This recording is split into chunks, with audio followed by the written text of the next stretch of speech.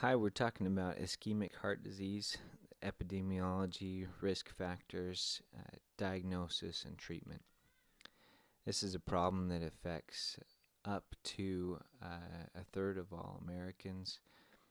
Up to a third of all Americans will die from it, rather, and about half of all American men and around a third of all American women will be affected by ischemic heart disease or coronary artery disease. One of the most important reasons to talk about this is because it is a disease that is modifiable by lifestyle and also by medical treatment. So, if we are able to manage the disease, we can greatly decrease morbidity and mortality. So, not to poke fun at the American smoking his cigarette, eating French fries, and drinking alcohol. But this is a lot of the risk factors are shown in this picture here. Diabetes is probably the most important risk factor, and as we know, it's not completely preventable, but in some cases it can be, and it is certainly treatable, though studies do not show necessarily that tight glucose control is will reduce risk of coronary artery disease, but it certainly won't hurt it, so it's not a bad idea. So smoking is a big risk factor. Hypertension, which we're pretty good at treating. Hypercholesterolemia, which we also have some good drugs and some good methods to treat. Family history, obviously we can't choose that, nor our age or our gender, though many people do try. So the major variations of coronary artery disease include stable angina, which is caused by atherosclerosis, narrowing of the arteries, and causing insufficient blood supply. So this is when you are at rest. Usually you're not going to have any problems with this, but once the heart is exercised, then it's not going to have enough blood to keep up with the higher output. Unstable angina and NSTEMI, people consider this to be kind of on a spectrum. It's caused by transient clotting of atherosclerotic vessels. In unstable angina without NSTEMI, we have a transient clot that goes away before any damage to the heart muscle is sustained. Prinzmetal's, sorry I spelled this wrong, Prinzmetal's angina is a fairly rare condition caused by coronary artery vasospasm. It's probably not going to be something that you see all the time. And then, of course, you have a ST elevation MI, which is usually the more serious, and it causes death of heart muscle. So in diagnosis, history is very important here. If you have angina on exertion, relieved with rest and nitroglycerin, then we're probably talking about stable angina. If you're having angina at rest, then it's probably a more unstable condition, or it could be an NSTEMI and possibly Prinzmetal. If it's not relieved by rest and it's accompanied by diaphoresis, nausea and vomiting, and dyspnea, then usually we're thinking of a ST elevation MI. So on EKG, if we do have a STEMI, then we'll see ST elevation. Prinzmetal angina can also cause ST elevation, but it's usually transient and it's not associated with a Q wave. So that's something that you can recheck. Also, we're not going to be seeing any elevation of cardiac enzymes, which we'll talk about in a second. So Q waves are associated with STEMIs, ST depression and T wave inversion are usually associated with NSTEMIs or stable or unstable angina. So, an angiography is kind of the gold standard for confirming the diagnosis of coronary artery disease. And you want to get the cardiac enzymes like CKMB and troponin to rule out MI.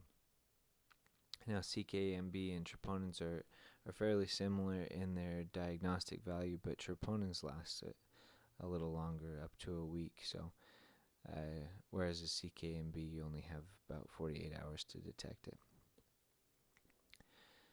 So, how do we treat angina? Well, if we have acute angina, sublingual nitroglycerin can help relieve the angina. And you can take up to 3 doses at 3 to 5 minute intervals.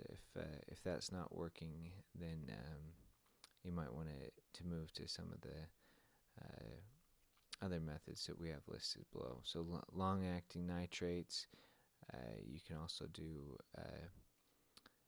nitro drip, beta blockers, aspirin, smoking cessation. If you treat with statins, and folate is a question mark because we're not totally sure how effective it could be in chronic prevention of angina. Angioplasty is an important method. It is historically associated with less risk than coronary artery bypass graft, but the CABGs are getting pretty good, and so they're not associated with as much risk as they used to be. So, treatment of unstable angina. We have this table here that's adapted from boards and wards, but basically, if you have a low risk, meaning that you're probably not going to have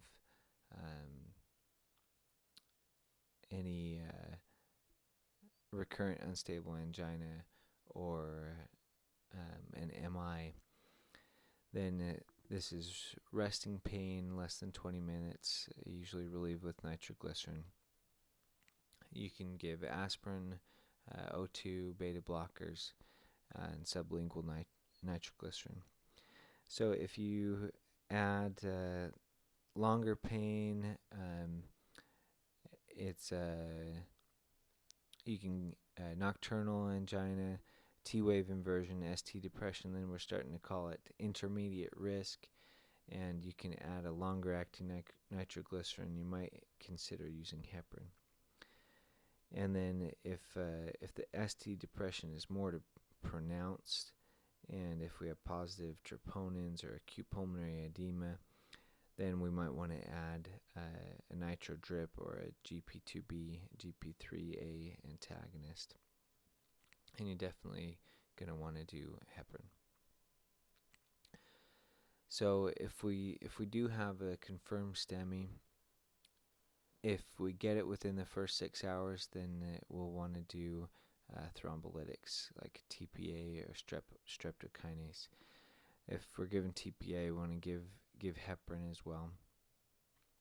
Angioplasty is also a preferred method of treating ST elevation MI. A coronary artery bypass graft isn't going to really help us in the acute setting, but it may be a good long-term treatment to help us to prevent future MIs. And then you want to give them aspirin, definitely, and a beta blocker, definitely. Statins, or they say to control lipid levels is an important treatment. Statins may have a separate effect on inflammatory processes, and that may be one of the reasons that they help to decrease mortality in these patients, but those studies are still ongoing. Oxygen and morphine, especially for pain. ACE inhibitors help prevent remodeling, which is good for heart muscle.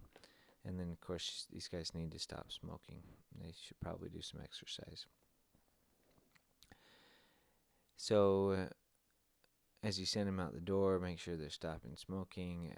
If they get a stent, they need to be on clopidogrel for a year.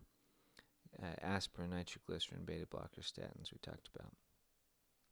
So the purpose of this is not to guide clinicians. Not that I think any clinicians would be using this as a guide, but of course you have Up to Date as a resource. And if you do have comments for me, please send them to kendrick@themedschool.com.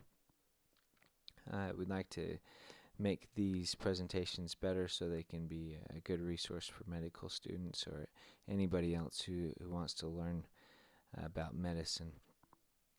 And so please direct your comments to kendrick@themedschool.com or leave them on YouTube. And help us know if there's important things that we left out or inaccurate information. Thank you.